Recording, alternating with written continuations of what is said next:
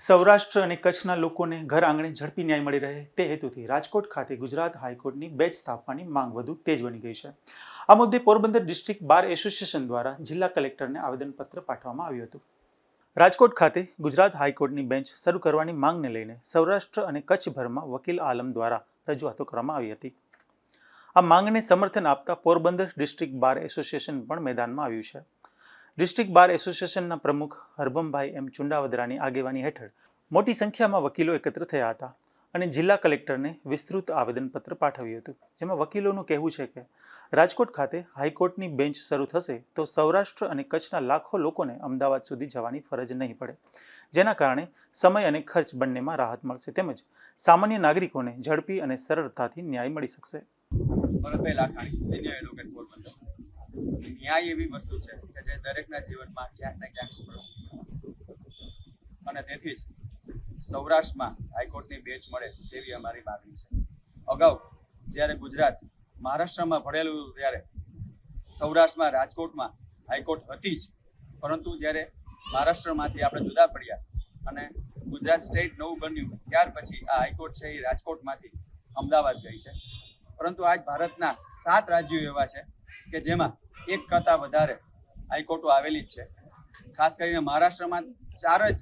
જગ્યાએ અત્યારે હાઈકોર્ટની બેન્ચો છે। એટલે અમારી માગણી એવી છે કે ફૂલ ફ્લેજ કદાચ હાઈકોર્ટની ન આપવામાં આવે તો પણ 4 જજીસ 5 જજીસ હાઈકોર્ટમાં રાખવામાં આવે કે જે ગુજરાતના જ હાઈકોર્ટ કહેવાય, પરંતુ તેની બેન્ચ માત્ર રાજકોટમાં બેસે અને એ રીતે સૌરાષ્ટ્રનું કામ છે એ સૌરાષ્ટ્રના જ લોકોને ન્યાય મળી રહે, ઝડપી ન્યાય મળી રહે, હાઈકોર્ટમાં કામનું ભારણ ઘટે અને એ રીતે અમારી લડત છે એ ન્યાય માટેની લડત છે, લોકોને થયેલા અન્યાય સામેની લડત છે અને અમને આશા અપેક્ષા છે કે ગુજરાત સરકાર અમારી આ લાગણી અને માગણી સમજીને સૌરાષ્ટ્રને હાઈકોર્ટ બેન્ચ આપશે। મારું નામ હરભમભાઈ એમ ચુંડાવદરા, ડિસ્ટ્રિક્ટ બાર એસોસિએશન પ્રેસિડન્ટ। આજ રોજ અમે હાઈકોર્ટ બેન્ચની અમારી માગણી હોય કે અમને રાજકોટ હાઈકોર્ટ બેન્ચ મળે, સૌરાષ્ટ્રના વકીલો, સૌરાષ્ટ્ર જિલ્લાના સૌરાષ્ટ્રના વકીલો તથા કચ્છના વકીલો અમે મળી અને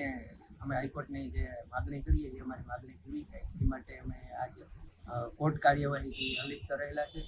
અને અમે આજ રોજ કલેક્ટર સાહેબને આવેદનપત્ર આપવા આવેલા છીએ।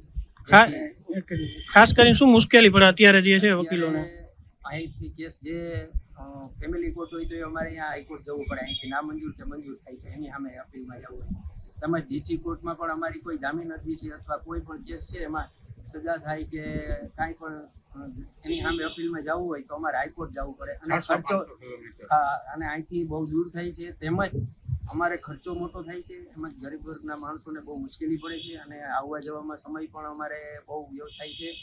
તેથી જો હાઈકોર્ટ બેન્ચ અત્યારે સરકાર હોય, ભાજપ સરકાર, એને પ્રોમિસ પણ આપેલા હોય કે રાજકોટ બેન્ચ અમે આપશું તો આપે તો અમારી એ માગણી છે કે જો ત્યાં આપે તો અમારે સૌરાષ્ટ્રના વકીલો તથા કચ્છ ભુજના વકીલો એમનું કામ અત્યારે હાઈકોર્ટમાં 40% જેટલું કામ છે જે અહીંયા પૂરું થાય, હાઈકોર્ટ બેન્ચ મળે તો અમને ટાઈમે બચે,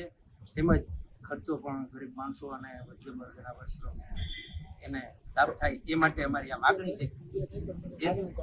અને હાઈકોર્ટમાં જેટલું ભારણ છે ત્યાં ઓછું થાય તો માણસોને સરળતાથી ન્યાય